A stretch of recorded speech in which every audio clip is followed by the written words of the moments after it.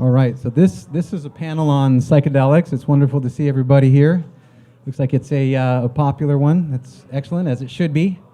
And so this is going to be 45 minutes long. We're going to take a half hour, and we want to leave 15 minutes question and answers. So I'm going to run it a little bit tight here just because we want to hear from you all what you're thinking and how you receive this information. So we're going to first introduce ourselves and bring forth kind of our own personal stories as to why we're sitting up here, what enticed us to deal with this world of psychedelics. And so we'll kind of go around and do that, and then we'll then share with you what we are doing. We'll each take about 4 minutes to do that, and then we'll open it up to question and answers, so have them ready. And there's a mic right there. Okay. So introducing myself, I'm the moderator today, Carlos Plazola. I'm the co-founder of Decriminalize Nature, which began in Oakland, passed in Oakland a unanimous resolution to decriminalize all entheogenic plants and fungi. So you've heard of it. That's great. Okay. We are now growing as a movement. We have activists in about 30 states, about 100 cities, some more active than others. We're looking at about a half dozen additional cities passing possibly this year or early next year additional resolutions similar to ours. And the resolution is very basic. It says you should be free to grow your own, as human beings, grow your own entheogenic plants and fungi as you grow your own tomatoes, as you grow your own lemons, and share them with friends. And use them however you like, because it's your body, it's your consciousness. And but once you get into commercial fabrication, commercial sales, now you're in a regulatory process. So that's what our resolution says. We're not creating the regulatory process. That's for others to figure out. Okay, I got into this very quickly. I've been on a lifelong journey of healing for the last 50 years, well, 40 years. Started from a very young age, trying to figure out how to deal with some childhood trauma. I then used sports as a way of creating my own chemical compounds to deal with my mood swings that came from that. I used education as a way of trying to cerebralize myself out of trauma and in science. And but it didn't get me there after a very heavy experience with my mother passing. I then looked to meditation and yoga. Meditation took me so far, but it couldn't kind of connect me with the sacred. And so then I tried mushrooms. And that just blew my mind, connected a lot of parts of my brain that had been compartmentalized by my default mode network. It rejuvenated a lot of neurons that have sort of become senescent. And so now I'm a new person, and I'm grateful to the mushrooms, the ayahuasca, and the DMT. So with that, thank you. Okay. Please introduce yourself. You bet. I'm Sue Sisley. I'm an internal medicine doctor from Scottsdale, Arizona. I'm the founder of Scottsdale Research Institute, where we do clinical trials, FDA-controlled trials, looking at whole plant cannabis. We're focused only on smoked and vaporized cannabis flower as a medicine, trying to put flower through the entire FDA drug development process. My interest in psychedelics grew out of this experience because many of you are aware that we are forced to purchase cannabis flower from our federal government, and the results of our studies have been very disappointing as a result of this, very low quality plant material coming from University of Mississippi. And as a result of that, I've been blessed to be a principal investigator for MAPS. And I've been able to look, to examine on a daily basis the contrast between how cannabis is being systematically impeded by our government in terms of research every step of the way, whereas our MDMA research is flying through the FDA drug development process, and being able to compare the results of what psychedelic-assisted psychotherapy is doing for patients compared to cannabis. I mean, cannabis has been wonderful for symptom control, but psychedelics is a whole nother level. It's, we're seeing, and we'll talk about this more, but we're seeing patients actually going into remission. So that's where my enthusiasm for psychedelics began, was being able to watch our FDA phase 2 trials. The data from those trials was just so extraordinary and compelling. And just to be, full disclosure, I've actually never tried psychedelics my whole life, but I'm very persuaded I've been observing patients using this for so many years now, and just so, it's been so transformative just for my own thinking that was very blocked for so many years about this, the idea of this as a medicine. So I want to just encourage you, when we mentioned the lousy cannabis from the federal government, at the 5 o'clock session in the Bespoke room, I'm going to be talking about the lawsuit that we've initiated against the DEA and the Attorney General to fix the cannabis drug supply for research, and we're actually getting a lot of traction. So if you get a chance to swing by there right after this, appreciate it, guys. Awesome, thank you. Anna Symonds, would you tell us a bit about yourself and how you got up here? Yes, hi. I'm Anna Symonds. I am the Director of Education for East Fork Cultivars, which is a cannabis and craft hemp farm in Oregon.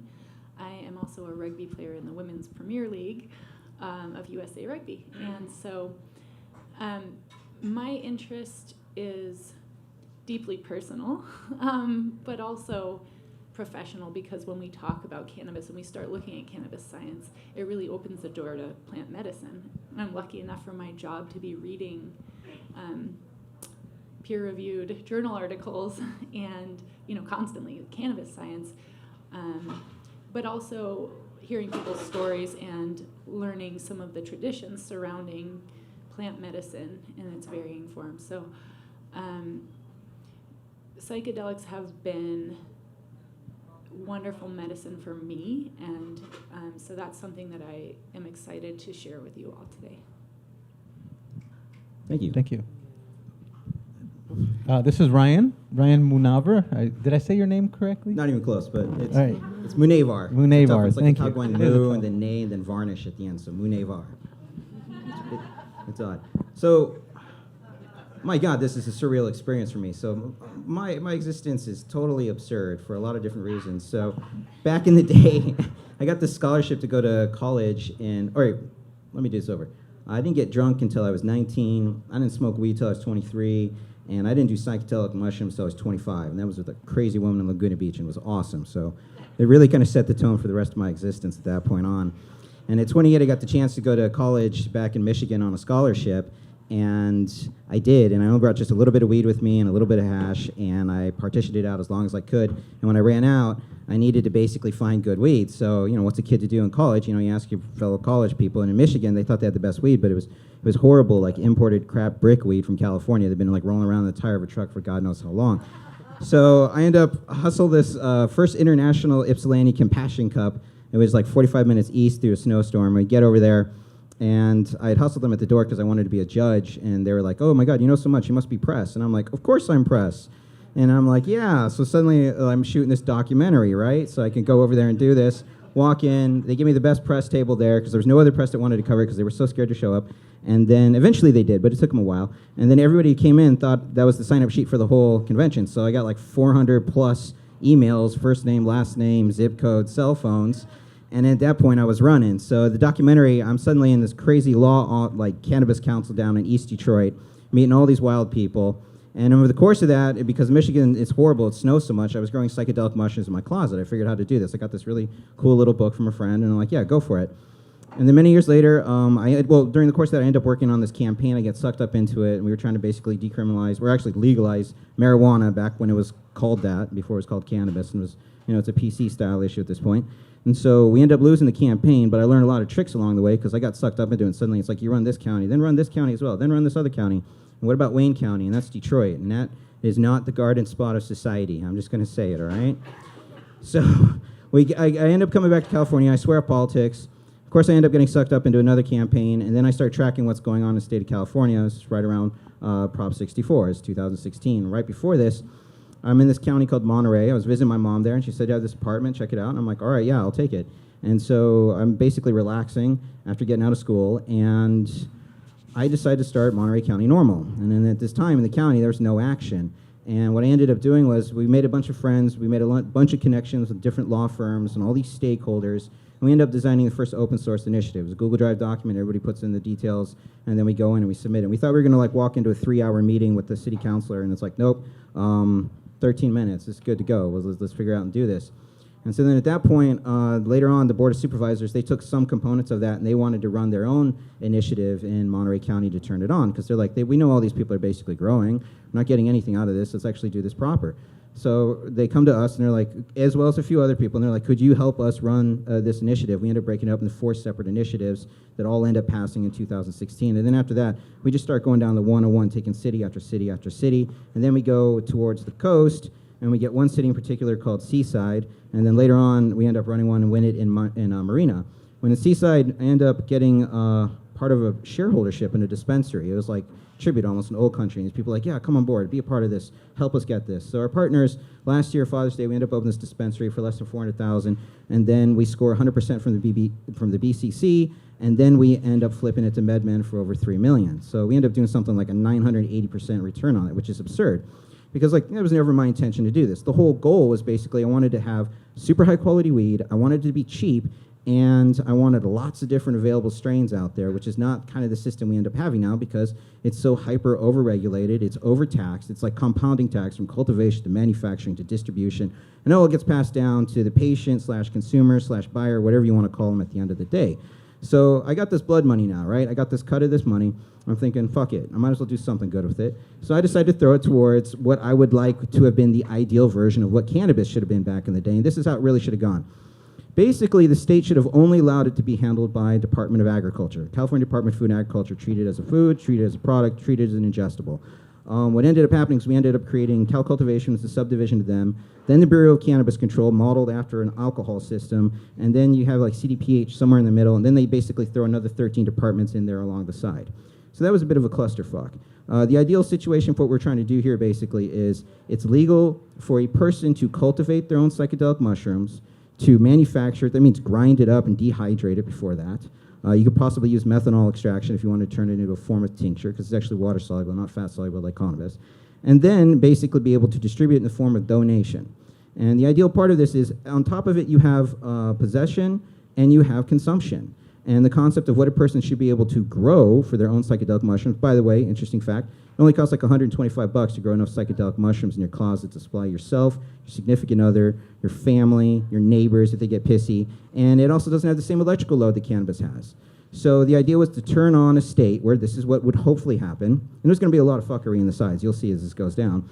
Basically, you can do all of these things, and then someday when they actually deschedule it at the federal level, instead of having to create all these new departments like we ended up doing for cannabis, you just straight up let California Department of Food and Agriculture to treat it like a natural mushroom product. When you want to go large scale, you get an ag license, you grow it. You don't create a sin tax. And by the way, it's not like people think, oh my God, if we don't allow this to go out there without a sin tax, like it's going to be horrible. The government's not going to get any tax money. It's bullshit. Government gets tons of tax money along the process. It's also known as sales tax in a lot of ways if you're going to sell some kind of nutraceutical product. See, the idea is you create a marketplace where people are totally comfortable to grow this. It's like in their backyard when they do tomatoes or corn, just like that. And in this case, someday when the government's moving pretty fast on psychedelics, honestly, it's kind of strange. They're actually catching up in a way beyond cannabis and a lot of things. There's certain psychedelic compounds out there right now. They're basically pretty much Schedule 2. So what's going to end up happening is when that goes through, you don't have this whole bureaucracy and this whole system and all this infighting for permits. And by the way, I technically own 50% of a company called Cannabis Permits, and it's an absurd process in itself. It was like one of these strange random things that happen. You would turn on a system where it's just, you want to grow psychedelic mushrooms, you want to fight out with the marketplace, you don't have to get any extra special permits for it, you're just good to go, and then suddenly you have, and here's crazy math, 40 million people live in California, 18.5 million are registered voters, 12.5 million of them actually register to vote. We got to win this thing by 6.25 million plus one vote, and we're good to go. And then I'm going to get really high in a cave and just disappear for like a year. I don't think that's going to happen. I don't see you disappearing, but we'll see. So I'm going to come back to you, Anna, and you left off with your about to share your personal story with us, and then if you could share that and just go right into what your initiative is and what you'd like us to know about that initiative. So maybe cover both in one statement. Yeah, absolutely. So I assume that good portion of this audience has tried some form of psychedelics and you're enthusiastic, that's why you're here. But there might be people out here who haven't tried them and who are curious, or even if it's just Sue up here. So she's had the opportunity to observe people, but people, will ask me, oh, you've done that. Oh, you know what you're doing. Well, what is it like? I'm interested, but I'm a little scared. So I just like to share with them what it's like for me to take mushrooms and go on that journey. And I think what people are scared of is it's the propaganda that we've been fed. You're gonna lose your mind. Your mind will be taken over. You won't see reality. You'll see things that aren't there. It's gonna be scary. You won't be able to function. That's not my experience at all. And my experience is that I actually see reality better. I get to see the beauty that is there all the time, but we're unable to perceive it normally. That's my experience, and it's a really powerful thing. It's like being a little kid again when things are just so exciting. Everything's fresh and new, and you see with your own eyes, but it's like having a new set of eyes or just a different perspective, and then you touch the fabric of joy. That's kind of the cosmic material that we're in. It's a little hard to describe these things, but for me, that's how it is, and that opens the doorway to healing. Like Carlos mentioned, that this was a pathway for him to really address trauma and to really heal those parts. And for me, it's similar. It lets me kind of touch some of that pain that's normally locked away. We all have trauma in one way or another, and so this is, for me, what I love is that I actually don't feel intoxicated. I feel normal but joyful, and so I don't feel clouded or less functional. I actually feel like a better version or a more open version of myself, and I'm able to do more and reach more into myself and reach more out into the everything that we're all connected to.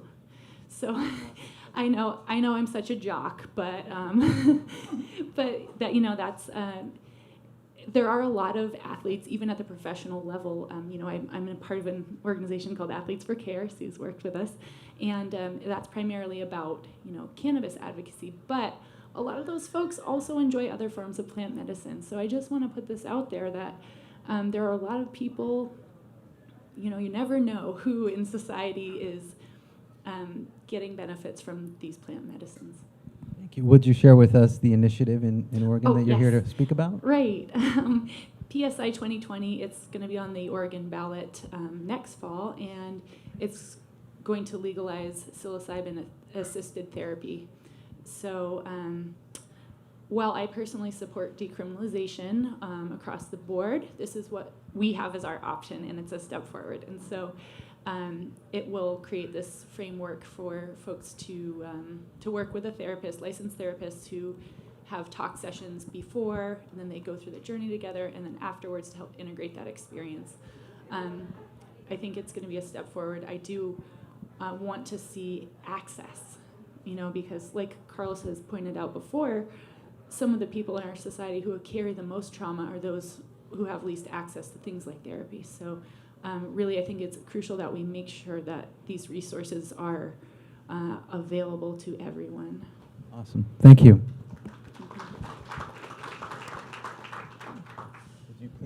Would you please share with us what your group is up to and your work?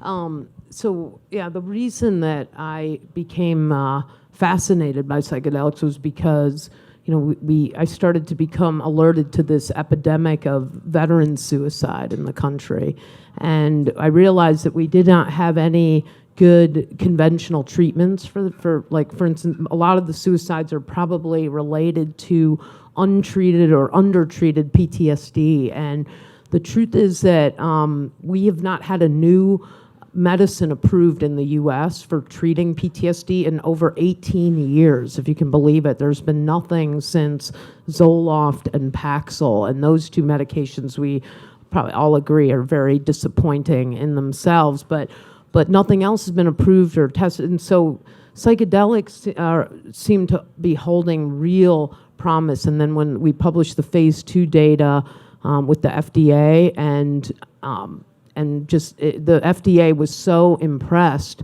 with the ability to not just, like I said, not just provide symptom control, because PTSD is such a complex constellation of symptoms. And normal in regular medicine, what we do is treat each target symptom with a different prescription. So that adds to this hopelessness that people feel when they suddenly, over the course of a few years, they can snowball onto 8 or 10 different prescriptions, all to treat their PTSD syndrome. And the notion that in 1, 2, or 3 psychedelic sessions, we can actually put their illness into remission where they have no detectable PTSD at the end of just a few sessions is truly extraordinary. It's so groundbreaking for the way conventional medicine has always been practiced, and so that's why we went down this path of trying, because the challenge is that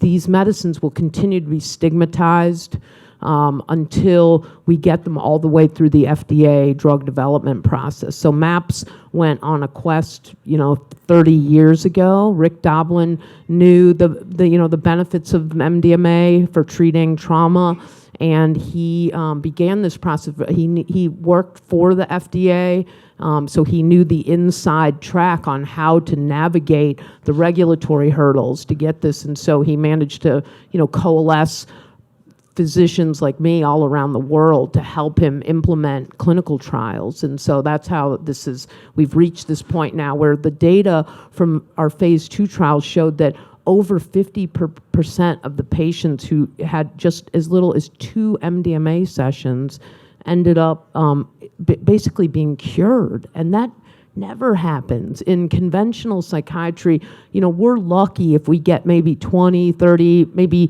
50% improvement at max.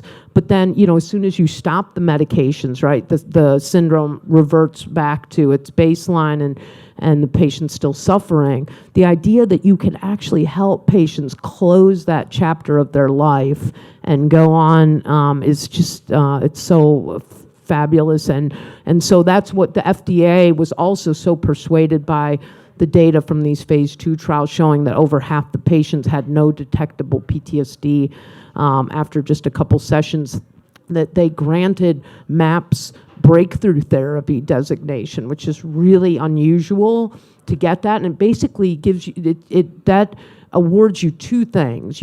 First, you get to be fast-tracked through the phase 3 clinical trial process, which is usually really brutal and extremely bureaucratic, but FDA recognizes the importance of being able to get this drug to market quickly. So they, allow this to be expedited, and so right now we have over 18 clinical trial sites in the US and 2 in Canada and 1 in Israel, and we're working on phase 3 clinical trial sites also in the European Union. But the point is that those trials are moving forward quickly, and our hope is to have MDMA on the market with an FDA indication for treating PTSD possibly by 2022. And the other benefit of this breakthrough therapy designation is that it also grants MAPS the opportunity to open up expanded access clinics, because the problem is in our phase 3 trials, we're only going to be treating about 300 patients total. And that there's millions of PTSD sufferers that are seeking out this treatment.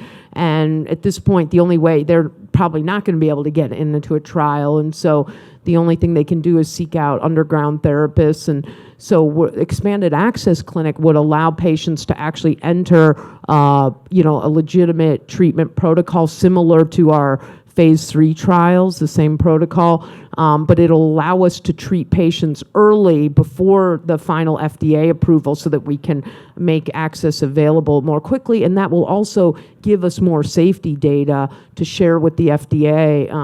Potentially we could treat another 1,000 patients in addition to the people in our phase 3 trials. So this is a really important. The challenge, though, and maybe we can talk about this as some other issues we struggle with, are the cost of this therapy is massive. Right now we're expecting MDMA-assisted therapy because it involves over 100 hours of psychotherapy in addition to the MDMA. It's not just, there's over 50 hours prior to administering MDMA, and then there's another 50 hours of all the integration work afterwards.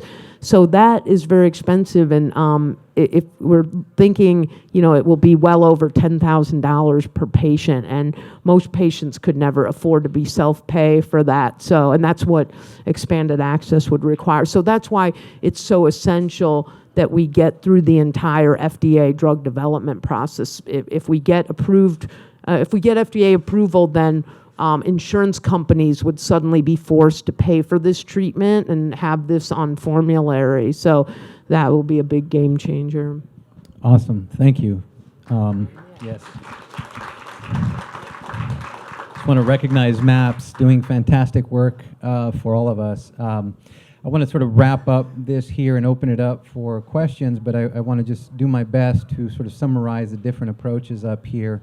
And then sort of end it with my own synopsis and why Decrim Nature is what we're advancing as a cause.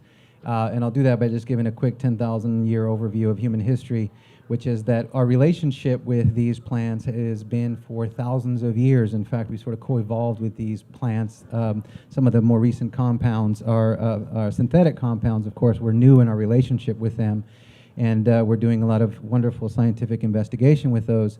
But we've, as a society, as a human species, we've been healing with these plants for many years, right? We have figured out that there's something about our consciousness and these plants' ability to sort of wipe the slate clean and allow us to reemerge and have more control over how we reemerge into this world. And that's a beautiful thing. And so but as we've advanced in society from 10,000 years ago to, say, a couple thousand years ago, we found this thing called science and the scientific method, and that it allows us to build bridges and spacecraft and all these wonderful, beautiful things. And so we do rely on science, and we need the science to teach us what we're dealing with. But simultaneously, we also have people traveling to Peru and traveling to Ecuador and getting healed from these, and we know that there's tremendous healing happening. And then in my own emergence into this space, I came through a community of practitioners who are doctors and nurses and therapists and doing sort of moonlighting work with this, and they're doing phenomenal work, and facilitators who've learned from people all over the world. So we have these various methodologies of healing from these, and so up here we have the clinical trial that's wonderful and necessary to prove the scientific value of these, and we have the clinical research that will be done in Oregon that is so valuable to, again, prove the value of these. And then we have the statewide initiative that Ryan is advancing, which really enables us, and I think we're most sort of in the same arena in terms of our approaches here, which is our relationship to nature should never be criminal, right? And so let's just get rid of that. And let's remove these plants from Schedule 1. That would be a beautiful thing if it happened tomorrow. And then from there, we have regulatory frameworks that already exist, just like Ryan described. Absolutely true. We don't need to create new regulatory frameworks. They're there. And so for us at Decrim Nature, and this is kind of how I'll end it and open it up, so if anybody wants to ask questions, please start gathering behind the mic. For us at Decrim Nature, it's about enabling equitable access to these plants, but then more importantly, backfilling what is lacking currently in many of our communities, which is the educational framework. How do you engage with these plants in a healing way? For many communities of trauma, and Latino community and the African American community, immigrant communities, impoverished communities throughout the world, they have not had the opportunity to engage with these plants to the extent that they've built a relationship with them and an understanding of how they work and how to heal from them. So we did pass the educational framework for entheogenic plant and fungi use in Oakland, which we've shared open source. Everything we do is open source. So we've open source shared that document, and it's informed by doctors, nurses, therapists, psychiatrists. And we say, here's a safe way to go through this. Start with microdosing, do a lot of preparation, be in good company, have a sitter, make sure you integrate. Those 48 hours afterwards are key and important, all these things. And so we're sharing that. And the idea is to build cultures back into our community of how to do this, have that cultural exchange informed by long traditions of use. From Peru, Ecuador, indigenous communities here in the United States have been doing this for 10,000 years. So that's really the various things that are happening currently in the U.S. and the world. It's beautiful because we are now recognizing this beautiful thing called consciousness, and there's this grand awakening, and it's critically we do it now because we have these urgent global needs around democracy and climate change and all these things. So with that, thank you all for coming and being interested.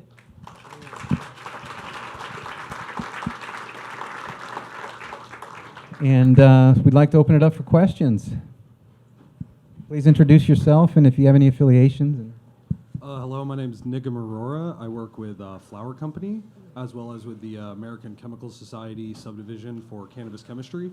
I have a dual-part question. Part one, would you agree or disagree that THC and potentially other cannabinoids are in fact psychedelics? Maybe a low-grade one for THC, maybe a high-grade one for something like THCO, for example. Second part, what do you think about potential for co-administration of cannabinoids with, let's call them high-grade psychedelics? Anna, I'm going to go to you because you do education in this realm. I think cannabis, I think it can be considered a psychedelic, particularly when eaten as an edible because of the way that the liver breaks it down and metabolizes it, changes the structure a bit, makes that regular delta-9 THC into 11-hydroxy THC, which does have, people describe as having more psychedelic type effects, subjectively speaking. The dose makes the medicine, so depending on how much you take and some of those other factors. But I personally think that it can fall into that category.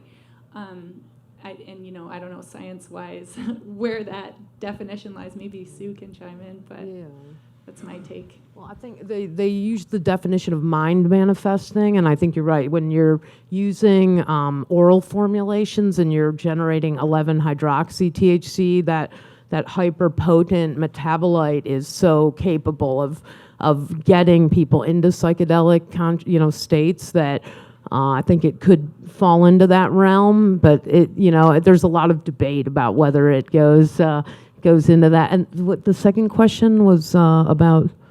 The second question was about potential for co-administration, for example, psilocybin with cannabinoids. That's it's a baseline. It's a good one. Yeah, no, it's a great point. And I know we work so closely with the veterans community, and most of them are experimenting with co-administration. They're using the psychedelics to try to, to achieve like the reset that you're talking about, and trying to, reframe the way they think about themselves, the way they interact with the people around them, with nature.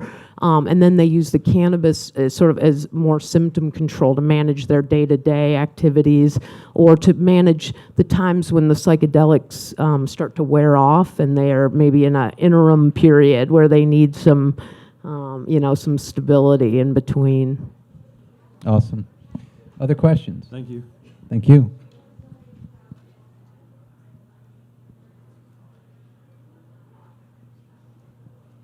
Hi, my name's Tess Schoenbart. I'm a nurse. So being in the medical profession, you always want to say, what's the dose? Do more women than men have PTSD? Oh, that's a good question.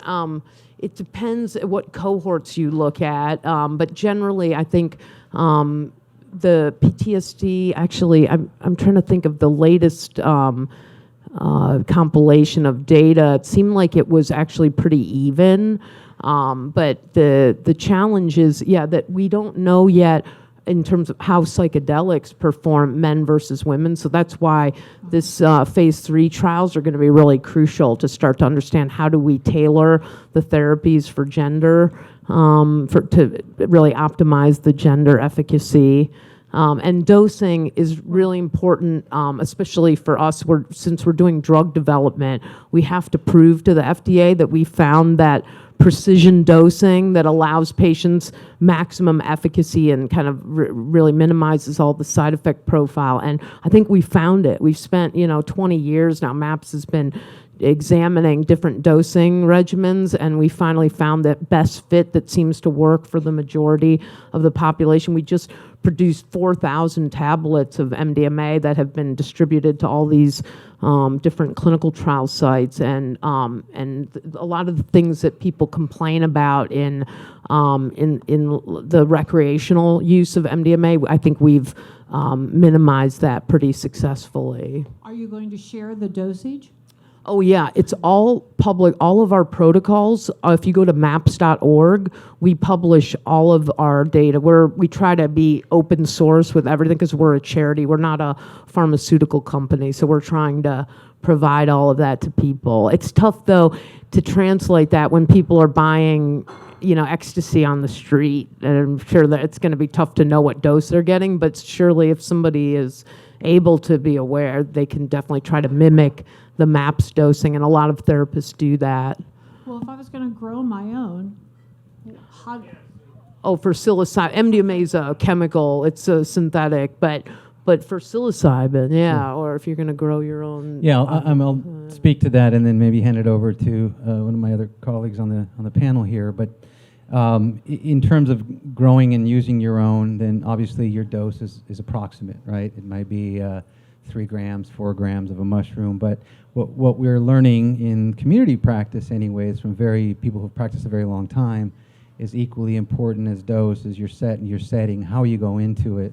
Doing it at a Metallica concert is not the same as doing it in a sacred ceremony where you're approaching it with a sense of the sacred, the safety of recognizing you're in a sacred space, in a safe space, so that they all go sort of hand in hand. But what do you all think on that question of psilocybin dosing? The dosing, if you actually go to Arrowhead, there's a breakdown of all the different types of mushrooms that have psychedelic components in it. EROWID. Put in psilocybin percentages, and you'll notice there's some psychedelic mushrooms on the high end that basically have, it's like 1.78% of the dry mass weight is actually psilocybin, and they also have a breakdown for psilocin, basestein, and norbastein. These are the 4 chemical combinations you actually want to have. Psilocybin actually gets broken down into psilocin by your body, so that's the thing that's actually making you trip. So there's a percentage matchup that you'll see, just like a total cannabinoid profile if you were to basically test weed. And then the next thing on the low end of the scale, though, it goes down to like 0.68. So there's actually a spread potency difference of 10-fold from the high-end mushrooms to the low-end mushrooms. The ones that tend to grow the best, though, are psilocybe cubensis. They're in that group, and they basically score, I think, around like 0.68%. So you're looking at just a little bit more than 0.5% of the total dry weight is actually the psilocybin inside of it. And then the doses, when it breaks down, most people, that's the mushroom they're going to end up grinding up and using. They'll end up taking, for like a microdose, it's anywhere from like 100 milligrams to maybe 250 milligrams would be considered a microdose, whereas a standard proper dose is like 3.5 grams, and a high-end dose, heroic dose, as some people like to call it now, it's marketing at this point, it's 5 grams. So, yeah. And then if you get, for example, an analog version of psilocin, if you were to go through the pharmaceutical route for that, that's just pure psilocin, and it's just going to rock you, so watch out. Yep. Shall we take another question? I saw a hand up here, and then I'll come to the microphone after. This gentleman in front, yeah. Yes. To Dr. Sisley, just to clarify, you're talking about the FDA part for MDMA, not psilocybin. Exactly, yeah, let me clarify. Yeah, we're only focused on getting MDMA through the FDA process. Do you have any comments on the FDA part for psilocybin as we sit right now? Yeah. What does it look like? Where are we at? Yeah, that's a good question. I know that there are a couple companies now that are sponsoring, they're for-profit entities that are trying to help psilocybin get through the FDA process. I believe they're pursuing an indication for depression, but eventually we're all going to be pursuing tons of other indications. We're just starting with sort of the low-hanging fruit, things that we know are going to be successful in clinical trials, but eventually we think they'll be pursuing indications for using psilocybin as a substitution for different addictive medications or addictive drugs, for treating alcoholism, for treating social anxiety, all kinds of things. So yeah, I think that there's a lot of controversy about these for-profit entities that are pursuing the psilocybin, FDA approval, because a lot of folks in the psychedelic community don't like seeing kind of the greedy corporate guys coming in and swooping in and trying to capitalize on a natural flower. But I think that we need both. Sadly, I think that there's room to have the FDA approval. It's important to get as many plant-based medicines through the FDA process, because that'll open the door for other medically active plants that are currently being banned by our governments. So I think it's a value, and the fact that they have the money to do that is important, as much as many of us feel conflicted about it. We know that we need that kind of intervention in order to help them to get through, because it costs millions and millions. I'll give you our phase 3 trials for MDMA are going to probably run at least $40 million just for the first round, and then maybe more if the FDA has additional questions and forces us to do more studies. So it's very expensive. And if Big Pharma were doing the same thing, and MAPS is a charity, so we do things sort of on the cheap. But if we were Big Pharma, that same phase 3 trial process would be over $100 million. So we're really able to do this much more frugally. Thank you. And before the next question, just want to share our position as Decrim Nature is that it's all wonderful. Just step out of the government should step out of our relationship between us and nature. And that's sort of the fundamental. But the corporate investment, wonderful. Scientific investigation, wonderful. Your question? Hi, yeah, I have a question. So my father is a psychiatrist, both for children and adults, and so I've grown up hearing just incredible horror stories of the Western medicine as it pertains to psychiatry. And I'm curious what you're seeing, because there's not a long there's set and setting, right? But then there's also like the process and procedures and the principles to the therapy that's paired from the person-to-person relationship aspect. And I don't hear that spoken about a lot, because there's sort of like the traditional like shamanic route, which has like lineage and apprenticeships and all that. But then there's also like the Western like therapy approach, and I'm sure there's like somewhere in the middle. So I'm curious what you've seen as like work in terms of like guiding principles around the methodology of the work that gets done before the trip, and then like during and after, as it pertains to like the therapy part.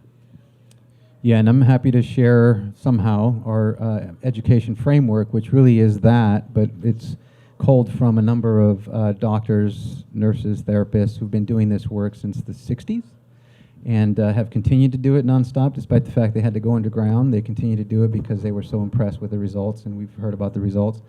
So the methods are out there, and it includes a lot of preparation, a lot of care and facilitation, a lot of integration, and reciprocity. So that's out there. It's actually available. If you Google it, you can find the Oakland Education Framework on entheogenic plant and fungi use, which I think is a pretty well-informed document. Anybody else want to answer that question? Well, I think the Oregon initiative is trying to take that middle way that you're sort of describing, where to be a licensed practitioner, to be a therapist, it's people who have been doing this work underground will be able to be that professional, and so there will be some sort of traditions into it, but then also the more standard therapy, talk therapy, setting intentions